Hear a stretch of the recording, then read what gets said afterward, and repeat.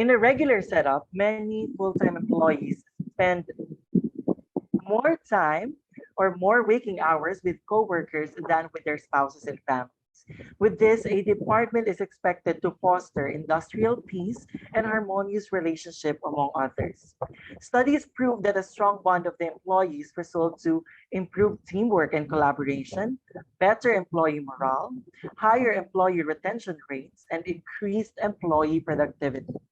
But during our setup now, which is work from home, how do we create and encourage bond among others? Good day, everyone. My name is Aldrin Antonio, and I will be your host for today's learning session. As part of the whole year-round series of webinars, I formally welcome you to our special webinar entitled Dedication, Devotion, and Determination, the 3Ds in Strengthening Industrial Peace. This is a special webinar, not only because of our special guest today, but because this is a kick-off for our 82nd Foundation Week celebration. This webinar is organized by the CKSE Office for Continuing Professional Education in partnership with the CKS College School of Education and School of Graduate Studies, and sponsored by, of course, our very generous CKS College administrators. So in this learning session, we are expected to foster camaraderie and good working relationship with one another, deepen the appreciation of the college's goodwill and magnanimity in providing equality and equity in the workplace, maximize productivity in furtherance of the institution's vision mission of excellence in education, and finally, demonstrate positive characteristics as valuable partners of the institution in achieving its optimum goal. It is my pleasure to introduce our speaker for today. Our speaker is a staunch advocate of volunteerism and served as the Secretary General of the leading international humanitarian organization, the Philippine National Red Cross, from 2006 to 2009. She was given the Lifetime Volunteer Award for 2016 by the Philippine National Volunteer Service Coordinating Agency. She was elected member of the board. Again, audience, please mute your microphones.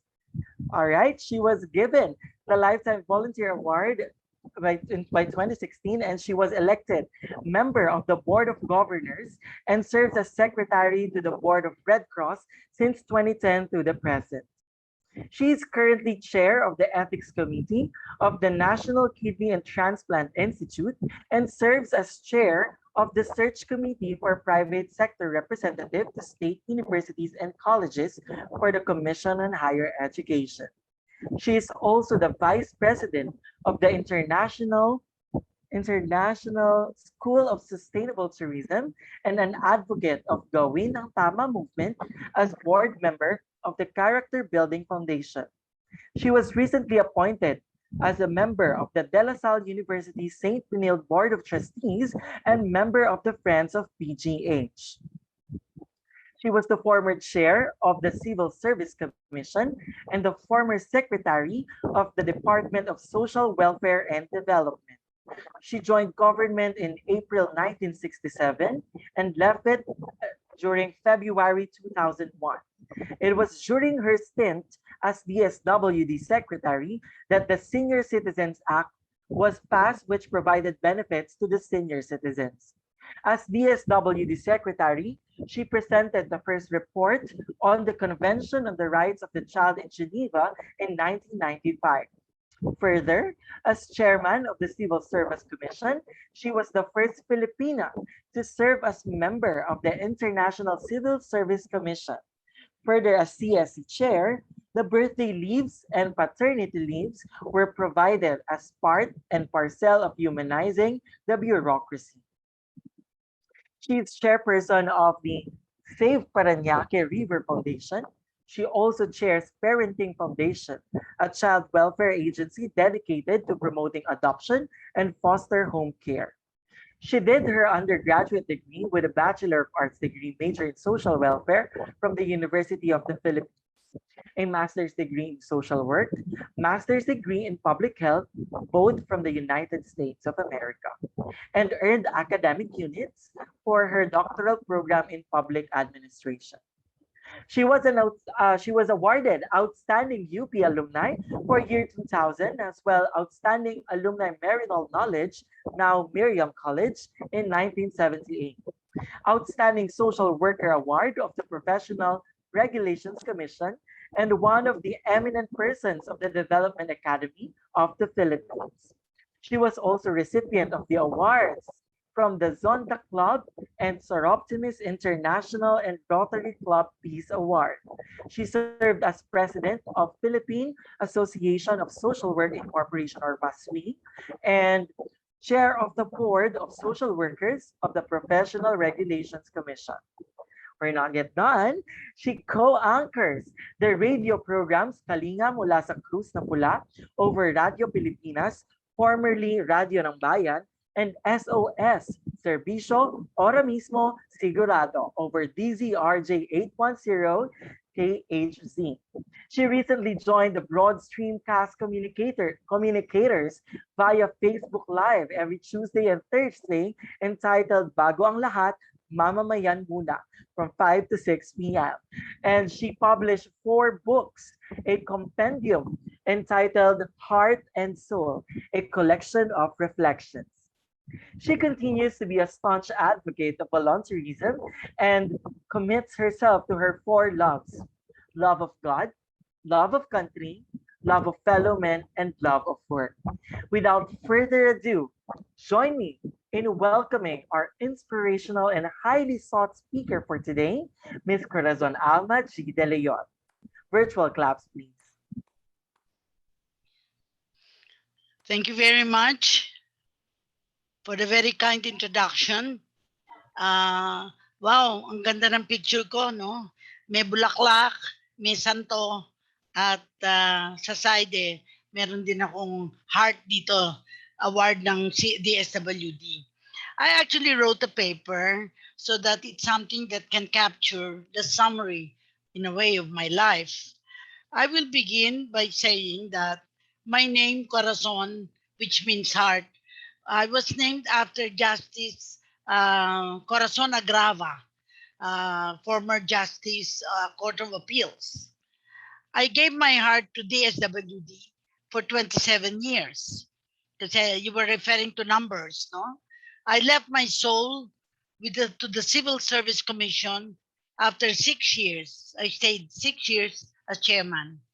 After retirement in 2001, after more than 30 years, of course, of public service, as mentioned, I served as Secretary General of Philippine Red Cross, where I put the lion in me for 3 years, a total of 33 years after. So my name, Corazon Alma de Leon, heart and soul of the lion. And now I continue as volunteer with the Philippine Red Cross since 2010, actually, to the present, as secretary to the Board of Governors. Now that's 2021, a total of 12 years.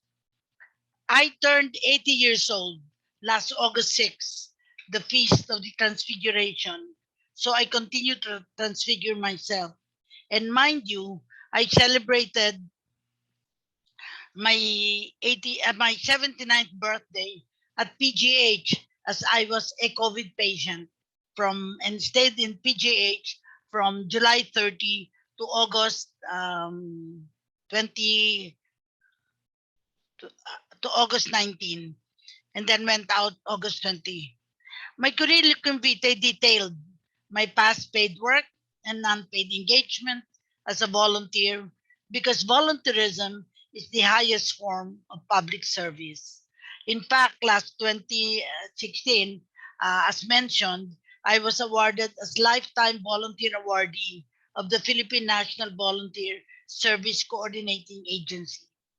I hope that someday a student, a faculty, or a retired member of the Chiang Kai-shek School could also be awarded this given Lifetime Volunteer Award. So if you total my paid work, it is more than 33 years. After retirement, I taught at the Asian Social Institute, National College of Public Administration of the University of the Philippines, and at the Ateneo School of Government until 2018. But I also serve as consultant to the Public Management Development Program at the Development Academy of the Philippines till 2018. So, paid work continued after retirement in 2001. I can account for my 20 years, both paid and non-paid volunteer work after retirement. After retirement at 59 years old, before I turned 60, I was then with the Civil Service Commission. So now, I'm 80 years old. I have come to speak with the participants of the Chiang Kai-shek School on an important topic: dedication, devotion, and determination. Earlier, I prepared a paper on commitment, dedication, and loyalty, and I developed using my initial CDL. Again, commitment, dedication, and loyalty. But now I have to speak on the three D's for industrial peace. What are the three D's? Dedication, devotion, and determination. What is the difference between CDL and DDD? They are certainly related.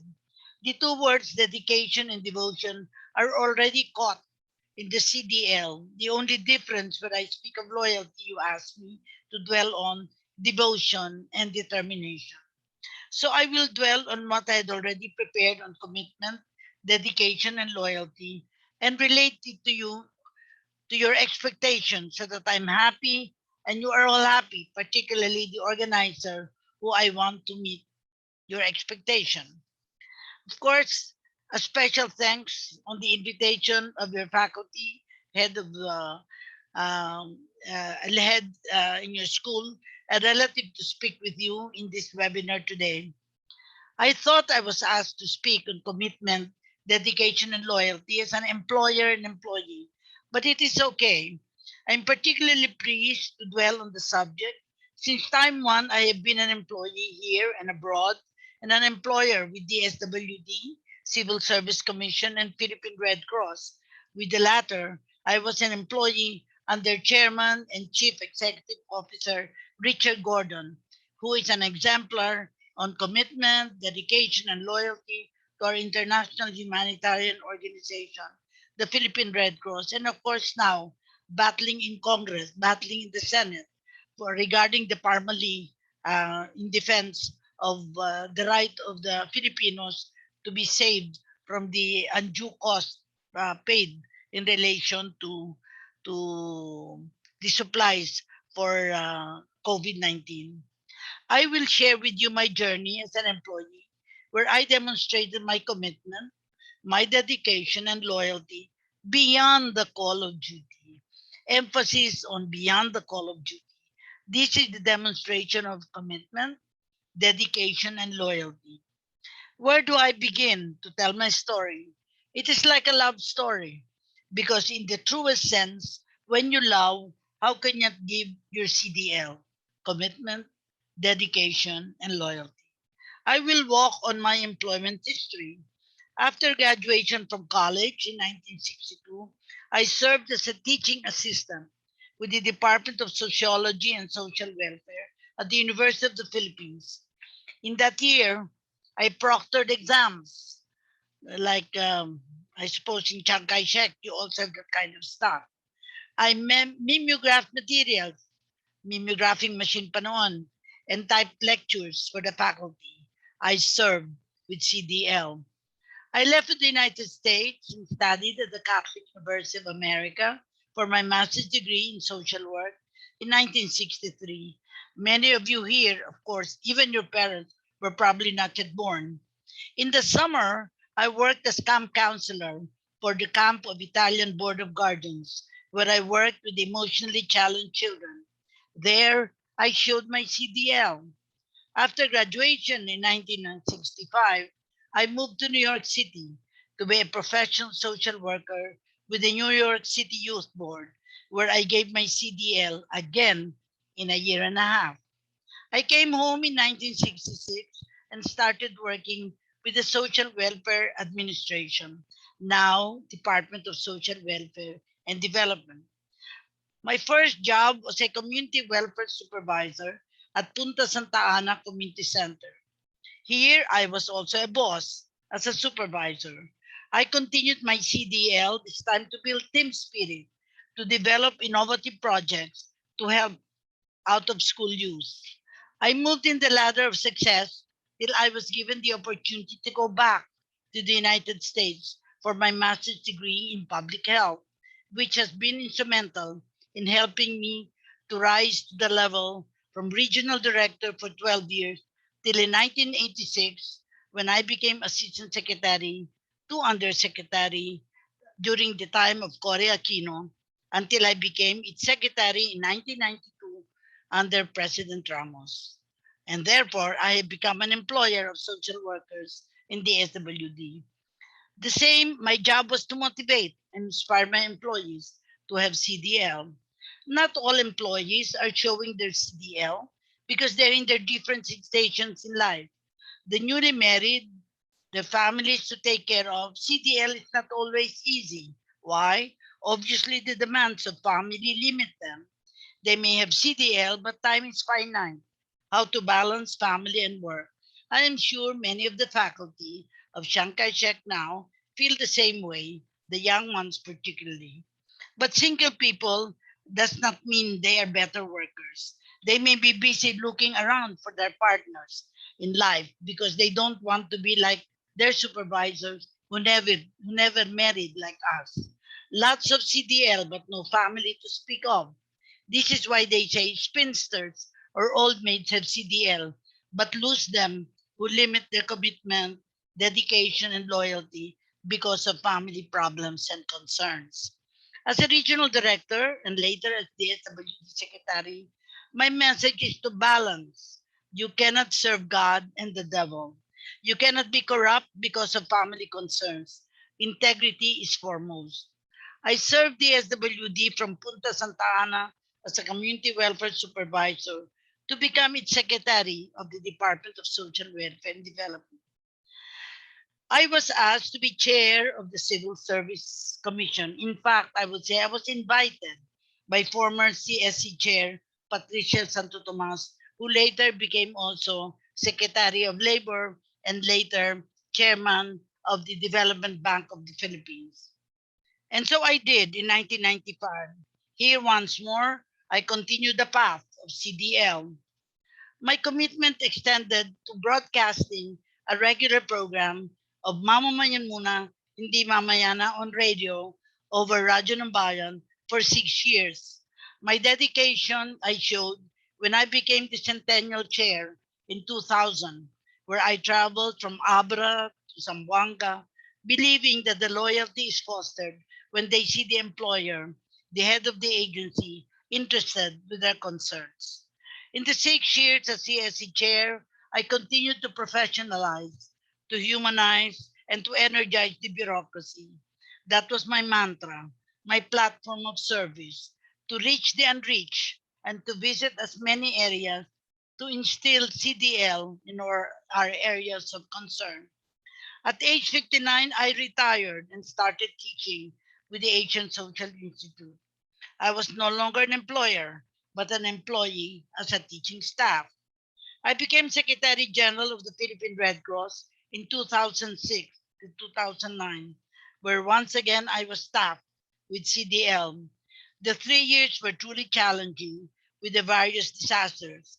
That's why I mentioned I put the lion in me after giving my heart to the SWD, my soul to Civil Service Commission, and this time the lion with the Philippine Red Cross. I also got involved in a number of volunteer work in our community and with other organizations. Still with CDL, my curriculum vitae attests to this. I started, in fact, a volunteer program at the Civil Service Commission called Spirit of 100 Hours, a Gift of Time, which I gave to the Correctional Institution for Women in Mandaluyong. I would go there to visit those women and in fact supported the required. As a result, one of them who was discharged is now a caregiver in my home for my sister who is blind. The challenge to you today is how to foster CDL, whether as an employer or employee, is to have your four loves we just mentioned: love of God, love of country, love of fellow men, and love of work. Love God and country I learned with the prayer for the nation, which I share in the radio program I had, Bago ang Lahat, Mamamayan Muna, every Tuesday, Thursday, and Saturday on Bread Streamcast Communicators, which you can actually see on YouTube under this program. Bago ang lahat, mamamayan muna. The prayer goes like this: Lord, let me be the change I want to see, to do with strength and wisdom all that needs to be done, and become the hope that I can be. Set me free from my fears and hesitations. Grant me the courage and humility. Fill me with spirit to face the challenge and start the change I long to see. Even if I'm not the light, I can be the spark in faith, service, and communion. Let us start the change we want to see, the change that begins in me. I dare say that all of you, all of those who are watching in this webinar, must ask yourself, what change do I want to see that begins with me? For love of fellow men and work, the words from Rabindranath Tagore, an Indian poet, who wrote, where mind is without fear and head held high, where the world has not been broken to fragments by narrow domestic walls, where tireless striving sets their arms toward perfection, where the mind is led forward to thee into ever widening thought and action, into that heaven of freedom, my Father, let my country awake. For many who are watching this webinar, listening, please ask yourself, how can you make our country awake? You can in these coming elections. You let the people, you yourself, begin the process of thinking, what is it that will make my country awake to the realities, to the needs of our communities? So, in conclusion, to my mind, dedication means to work as if everything depends on you, and devotion is like as if everything depends on God, and determination is about follow through, not giving up when you feel like giving up. My working life demonstrated to you my dedication, devotion, and of course determination in all the agencies I was able to work with. You know why I had the determination to succeed in whatever you do. In 1966, I listened to the Commissioner of the U.S. Department of Health, Education, and Welfare, Ellen Winston, who said, we must dream big dreams, for the dreams of today are realities of tomorrow. I asked my niece, my executive assistant, to get me the real definition of dedication, devotion, and determination in the Webster Dictionary so that I will be comforted at the idea that I did not draw on my own experience alone. It said there, dedication is a feeling of very strong support for or loyalty to someone or to something. The quality of state of being dedicated to a person, group, or cause. I think my explanation or my elaboration of my engagement demonstrated to you how dedicated I was to various causes, to cause, and of course to persons to whom I am loyal as the boss. Devotion is defined a feeling of strong love or loyalty, the quality of being devoted, the use of time, money, energy for a particular purpose, a prayer, worship, or other religious activities that are done in private rather than in a religious service. And then determination means firm or fixed intention, sets out with determination to complete the journey, an act of deciding on the decision reached. Has the jury made the decision? An act of making sure the position, size, or nature of something, a determination of location, a decision in a very real sense. In summary, I ask you, do you have a feeling, a very strong support for someone? I ask you as well, do you have a strong feeling of strong feeling of love and loyalty. And finally, do you know, um, do you have fixed intention to complete the journey? It's so then, after you have completed your answers, I just taught you how we can live to the fullest. I wanted to bring some more experiences, but I felt that what we need to look now is what the U.S. Secretary of Health and Welfare said. We must dream big dreams, for the dreams of today will be realities of tomorrow. I walked you through my 80 years of life. Please invite me every 5 years so I can continue to share how I walked my life.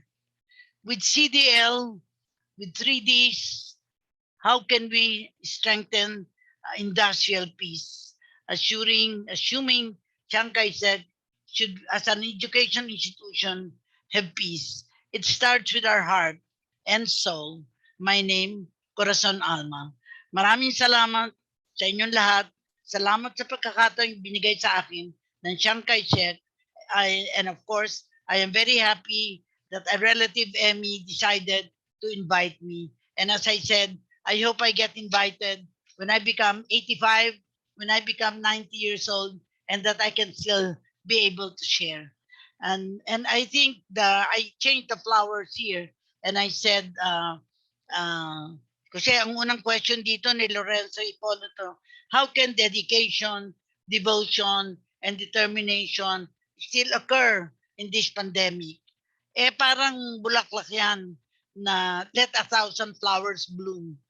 Ang feeling ko, it's the decision you make that will make a difference in your life. For instance, let not the pandemic be to hamstrung you to decide where do you want to dedicate yourself. What are you determined to do? I myself, just to walk you through, during this pandemic, of course, I was also locked down, no, because the community. In fact, I spent the start of the lockdown was August 6, no? Birthday ko yun. Kaya I had to spend my 80th birthday 2 days before para hindi kasama sa lockdown. Yung question is very relevant. How can you still, tama yung tanong, ano? Ang tanong how can we, dedication, devotion, determination, be applicable in this time pandemic, wherein many workers lose their jobs and reduce salary? When you lose your job, think of other possibilities in terms of what is it that you can do. What are your other skills? And of course, with reduced salary, what other work can you do that you can um, uh, get additional income, if not maintain your present income? I remember I had a masahista, and she told me that her husband was out of work, working in a Korean restaurant for the past 4 months, walang trabaho. I told her, walang trabaho.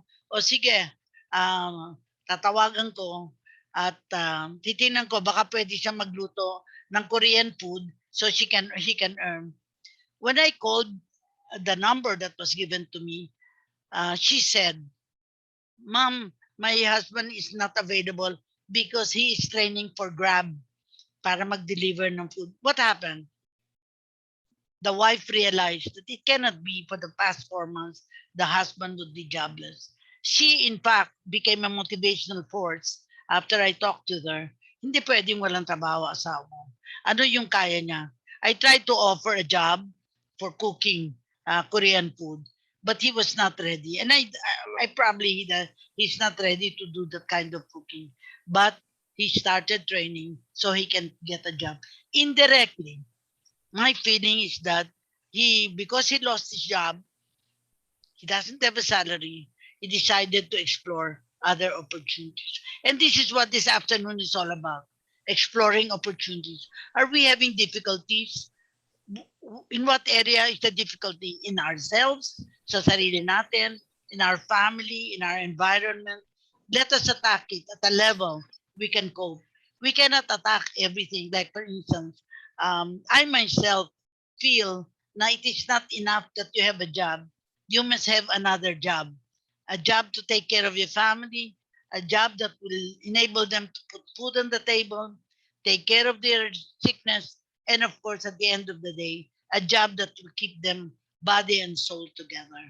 So I'm willing to entertain other questions that you face or even in the workplace. Kasi industrial peace will not just happen. First, the people must be peaceful themselves. Pero kung palaban ng mga tao, they can never be peace. So, thank you very much, and I'm willing to answer questions that you might have because I don't know how much time you have, but I know you only have the afternoon. Thank you. All right. So we have Mom Corazon Alma de Leon. Now, this segment is more of a like a question and answer portion. Yes. Now we are Okay. now opening the floor for questions. Now, please, if you do have questions, please send it in the chat box. And let's focus on the three words. Now, let's focus on dedication, determination, and devotion, and the challenges that we are actually facing in our own institution.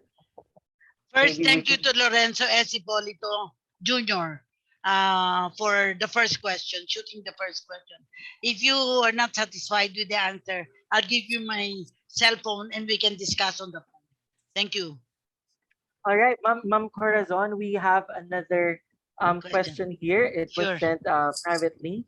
The question is very simple. How can industrial peace be best maintained? Dialogue, conversation.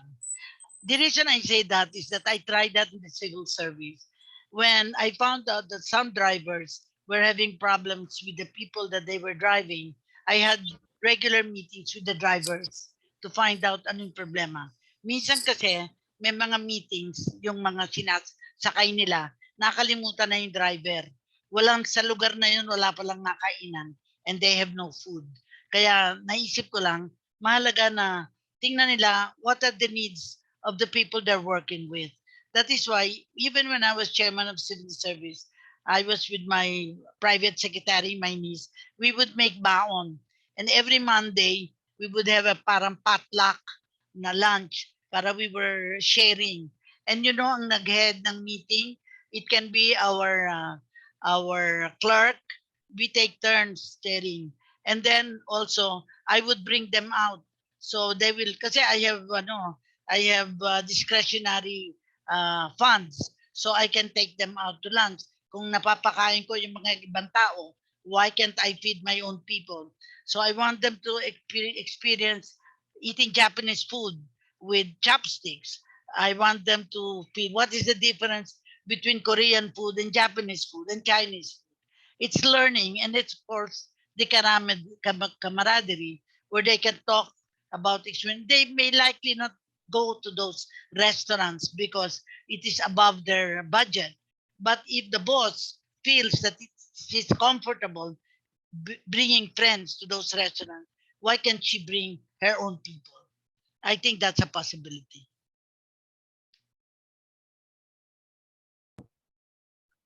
All right, thank you, Ma'am Cora. We still have some more questions from our chat box. So please, Yeah. everyone. Yes, Miss Professor Cora. Aldrin, Professor Yes, Aldrin. Dr. Neri. Yeah, I really do not know how to put it in the chat box, but I would like to You raise a raise it now. particular. I will raise it now. Okay. I know pretty well that you've been with the government service for more than 3 decades. I know you since my childhood days. I know your mom, who is our Lola Salud, and the entire family. I know personally. However, my question is, having been with the government for several years, what are the challenges that you have met? And how did you address all these challenges? That's the first. The second is, let us not deny the fact that in the government, sabi nga nila, and I'm putting it in the vernacular, sa lahat ng gubat, may ahas. Of course. Sa makatwid, no po, sa makatwid, ano po yung salik? What are the factors that you are particularly eyeing at? Why, despite the number of years that you have served in the government, I saw how modest you are, how simple the family is. And yet, I saw in you the magnanimity. If I may just say, walang taong pupunta sa bahay nila na uuwi ng empty-handed. Kami na ang gaganda rin ng trabaho, may kaunting papasko sa aming tita Cora, pero pipilitin kang ilalagay sa bulsa ang papasko.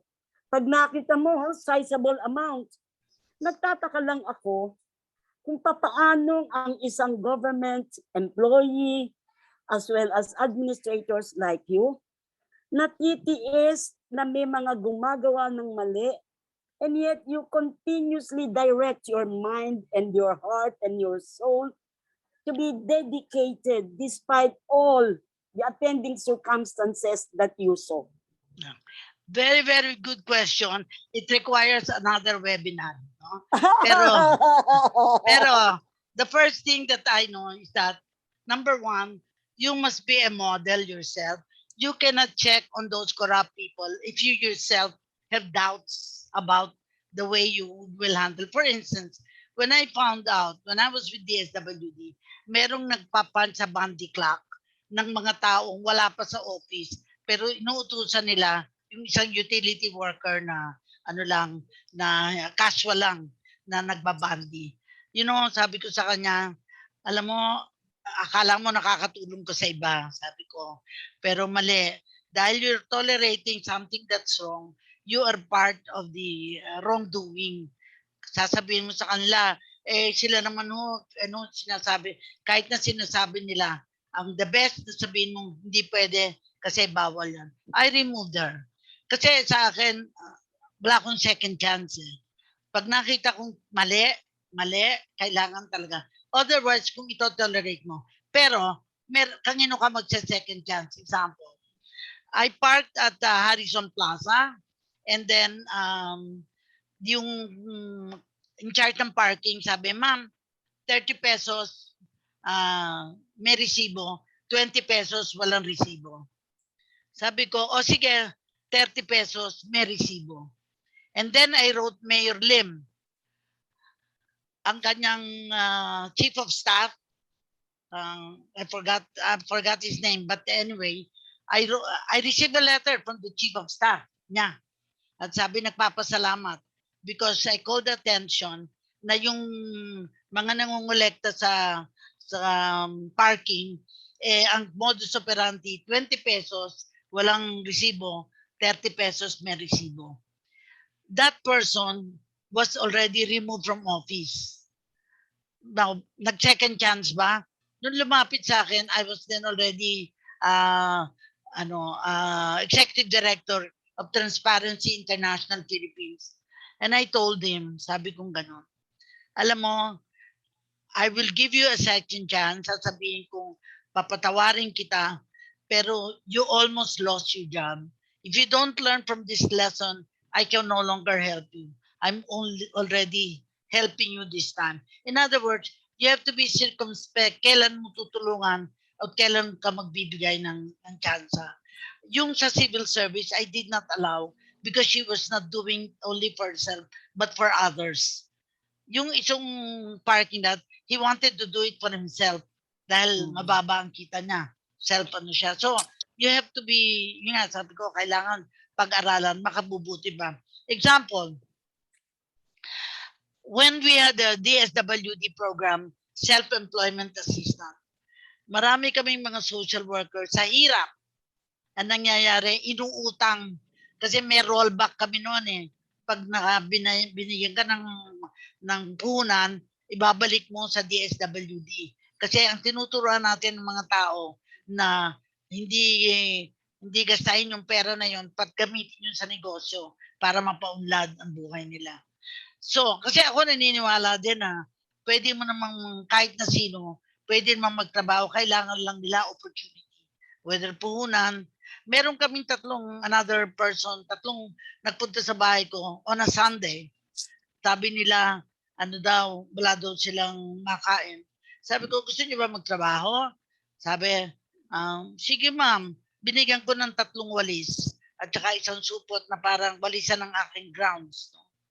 Ang sabi ko sa kanila, wala dapat kayong gagawin na hindi nyo pinagtatrabahuhan. Kasi kung gagawin nyo lang, hihingi lang kayo.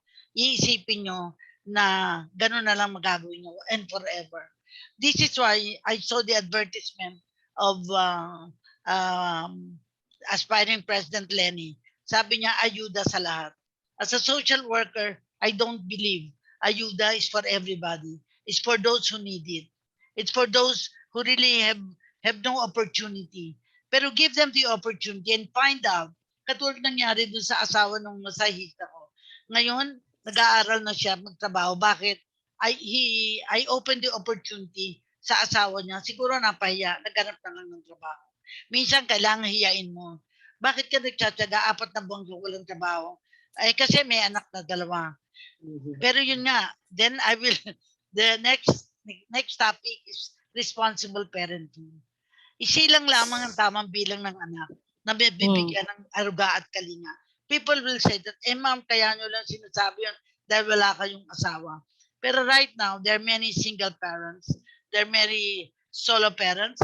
Ang nangyari, relationships are no longer looked up as something that's permanent. They just look at it as temporary. The values have changed. And we are paying the price for that.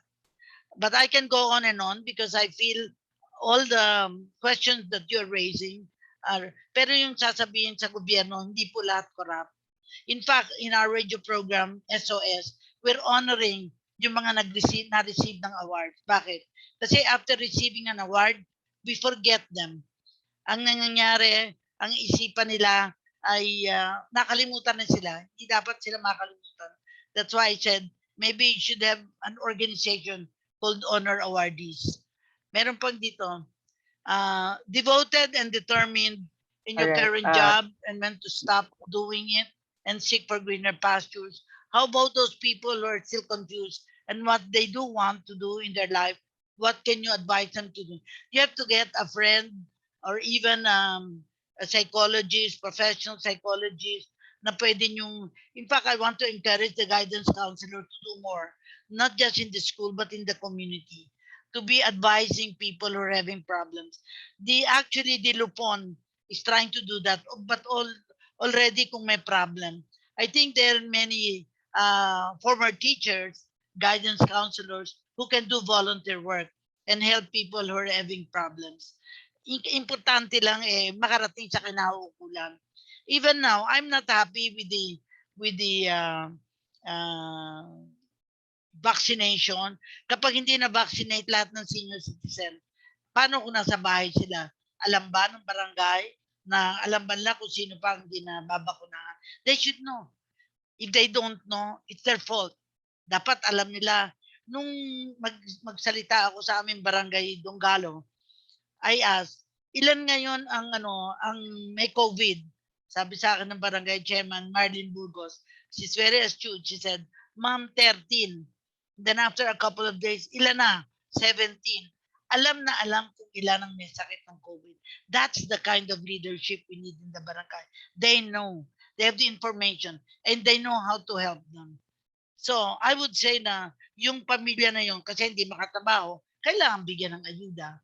Now, why should you give ayuda for everybody when some of them don't need it and will just take advantage of the ayuda? Now, the government will take the burden for that when they can do some work, and with their work, they will have dignity. What we want is to teach people dignity. There is dignity in labor.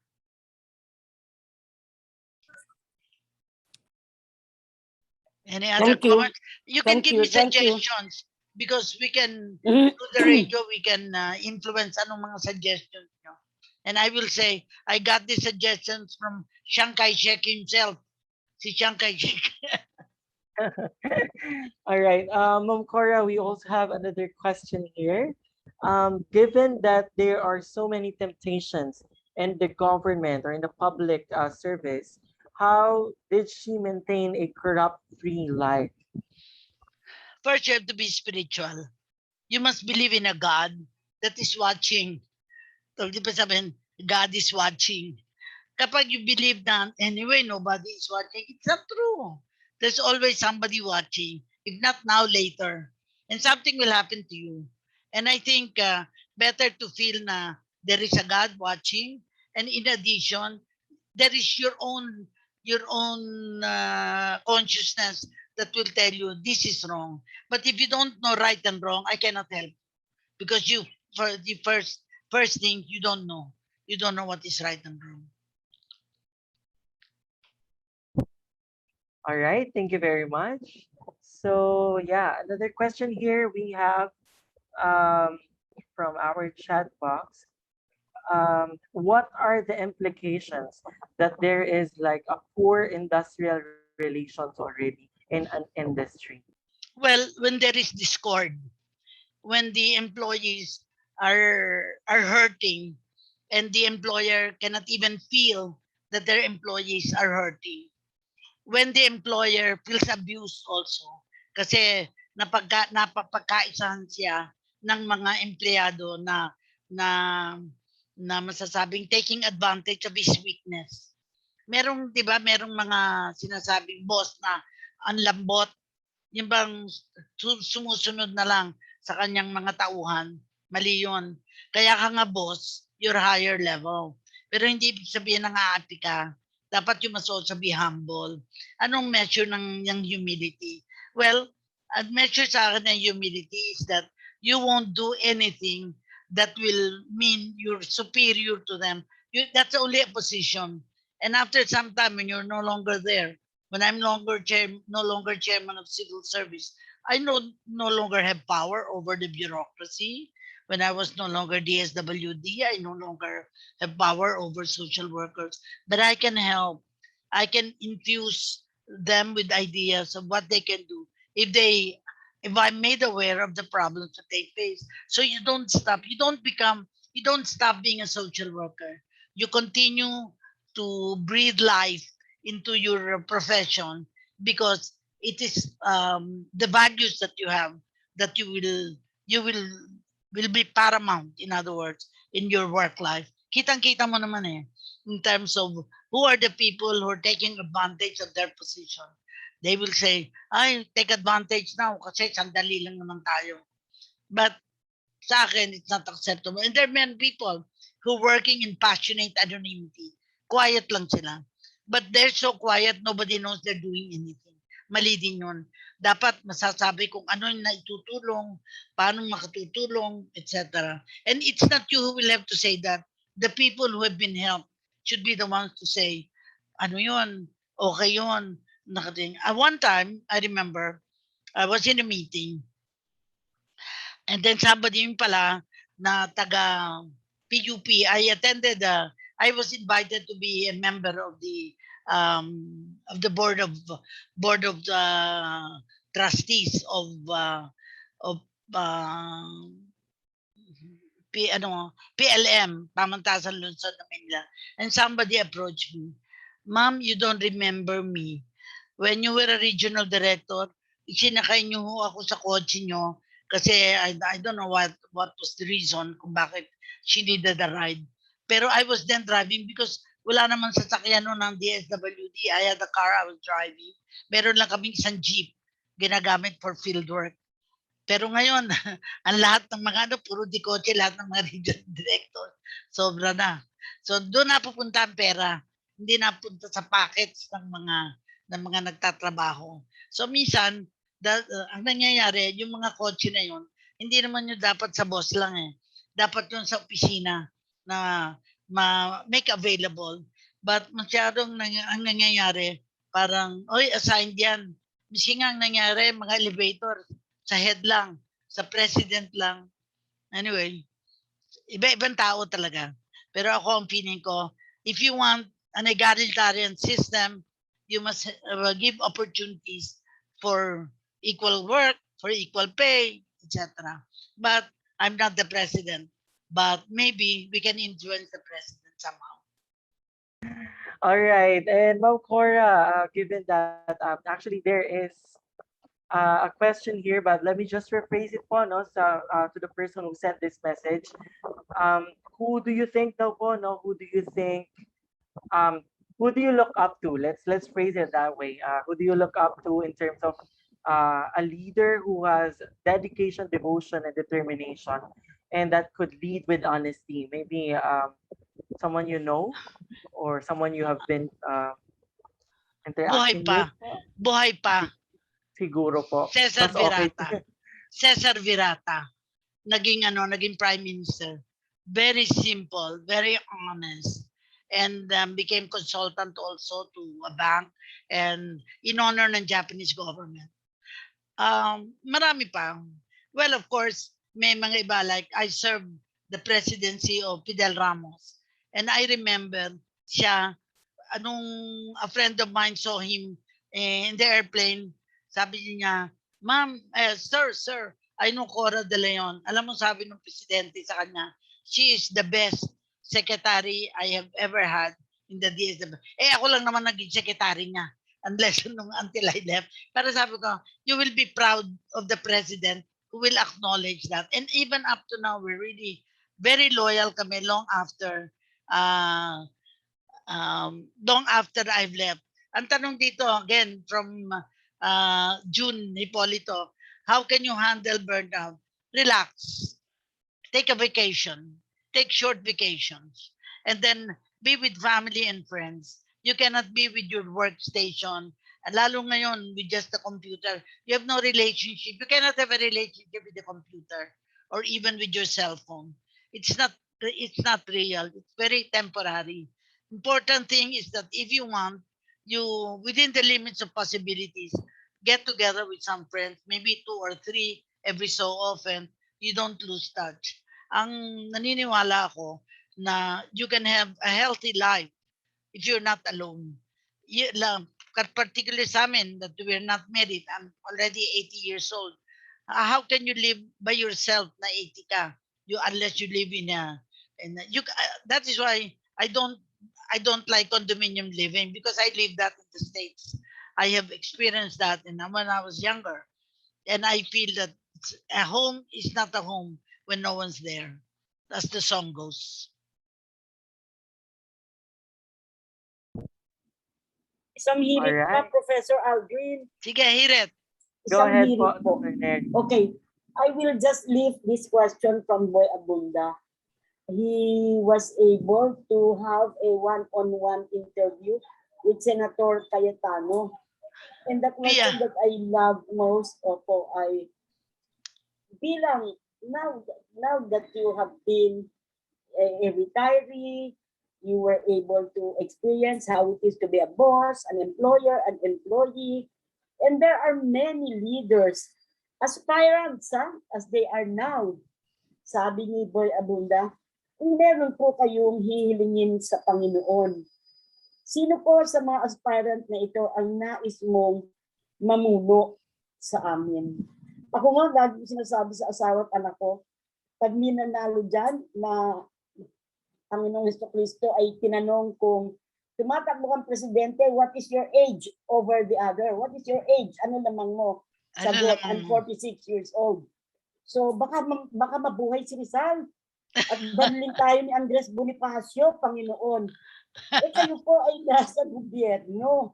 Sino po ang partikular sa isip at puso ninyo na pwede naming bitbitin at mayroong devotion, dedication, commitment to serve, lalo ngayong pandemic?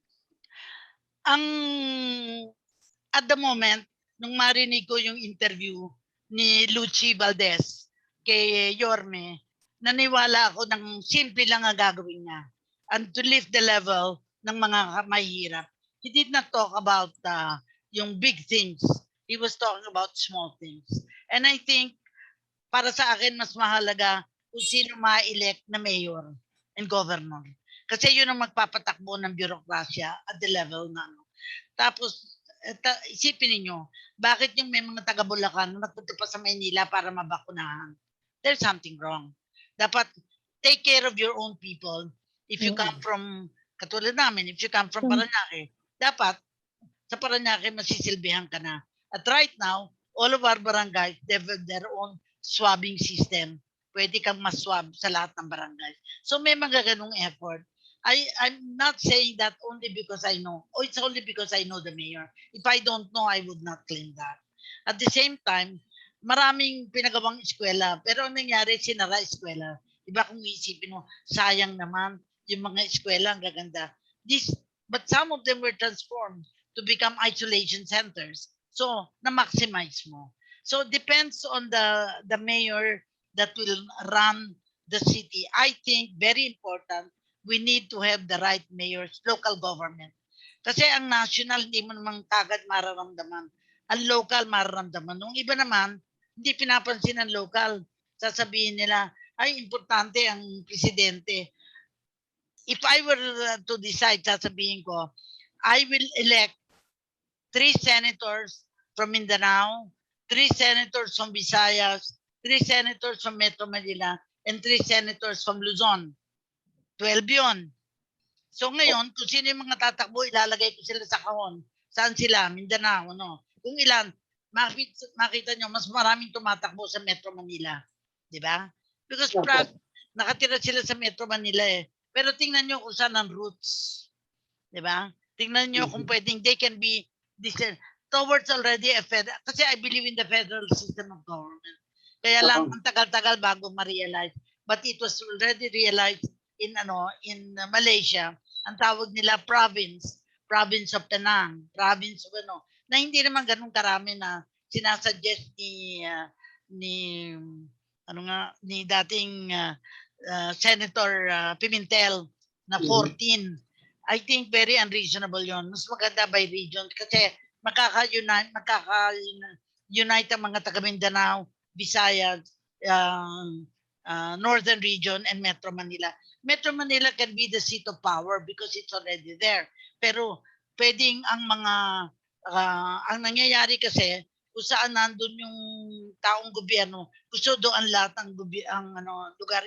Hindi siguro dapat meron ka talagang ang opisina mo talaga nasa Maynila, central government, parang federal ang nasa Manila, federal.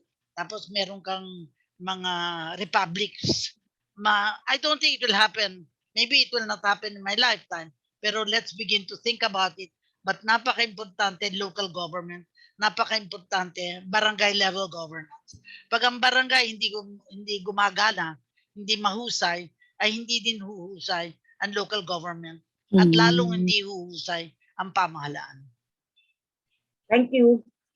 Salamat. Tumakbo kang barangay captain.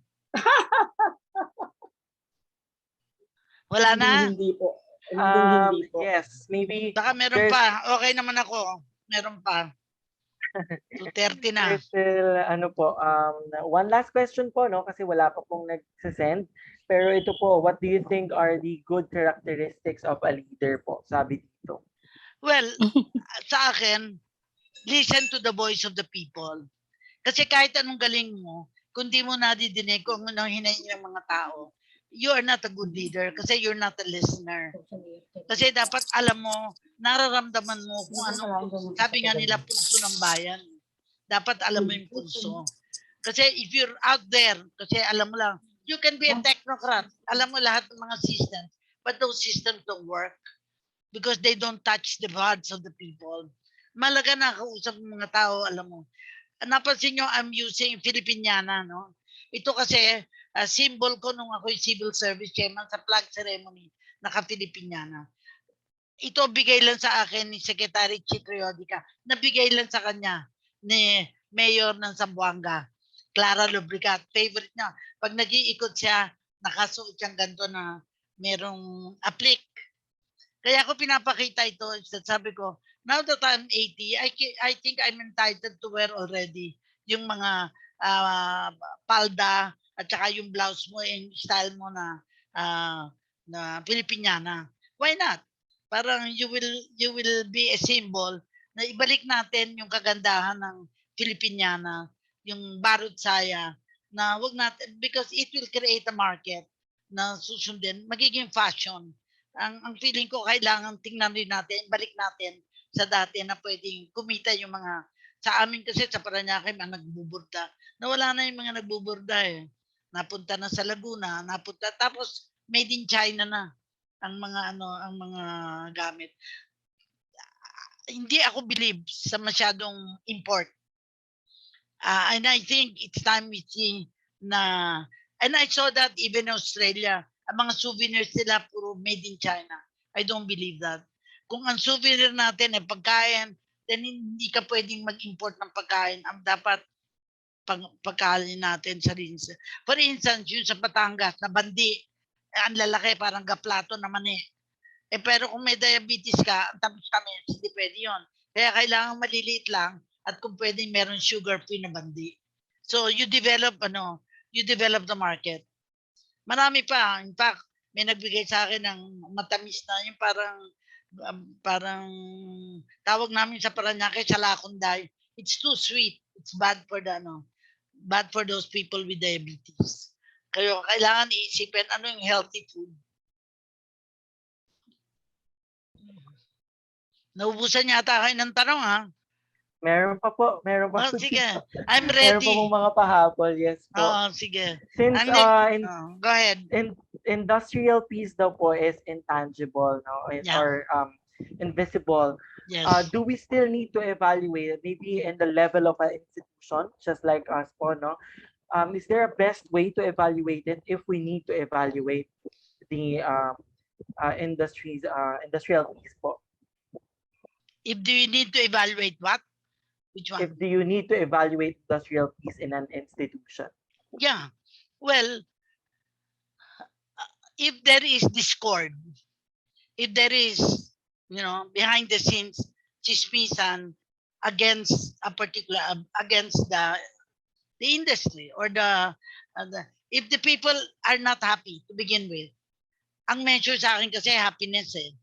Maligayang mga tao. Hindi mahalaga ang sweldo, mahalaga na happy sila. That is why Senator Enrile was correct. Gusto ko niya happy tayo. Anong measure ng happiness? Sa amin, ako nakita ko, no? Yung dati na walang kotse, nagkakotse. Pero anong problema? Walang parking. Hindi naman na plano na magkakabahay sila. They're living in a skinita na wala namang parking. Hindi na plano na dapat may area na ito yung mga may kotse na wala namang parking, dito magpa-park. Walang ganong planning. If I were mayor, I'll plan that. I'll make sure vacant lots will be made available for parking. Which I saw in Santo Niño, meron ganon. All right. Thank you, Ma'am Cora. Okay na? Audience, wala na po tayong tanong.